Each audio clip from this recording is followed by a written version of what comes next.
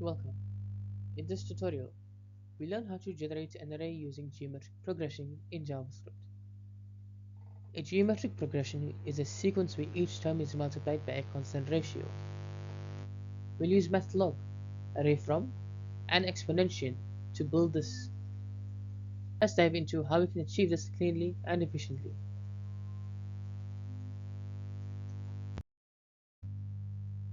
This function helps you create a sequence starting at start and ending at end, and increasing by multiplicative step.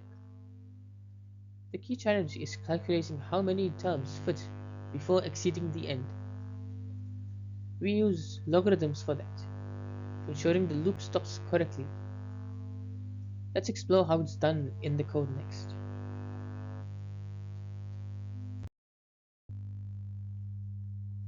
We calculate how many elements are needed by using logarithms on the ratio between end and start.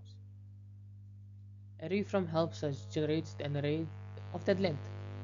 Then we use map to fill each element as start times step to the power of index. It is a compact and powerful way to build exponential sequence.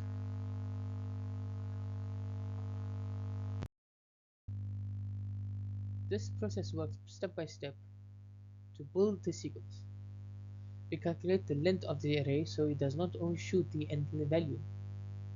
Then we map over that array using exponential. The result is a clean geometric progression, ready for use. These examples show how different start points and steps affect the outcome. Starting from 1 and stepping by 2 builds a binary-like sequence. You can customize the start and step to generate various exponential series.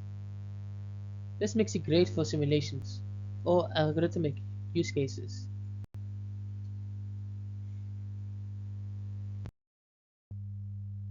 Geometric sequences appear in many real-world applications.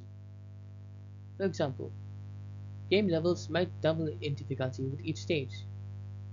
In finance, compound interest grows following this pattern too. This JavaScript function is a handy utility for generating those values.